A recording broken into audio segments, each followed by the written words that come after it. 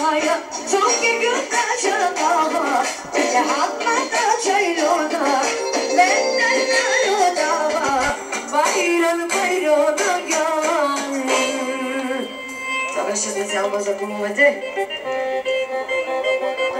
И така, един много специален поздрав от кума. Той поздравява своята скъпа майка, която се намира в Италия. Също така родителите на неговата прекрасна съпруга, които се намират в Германия, с пожелание да са живи и здрави и много пари да изкарват.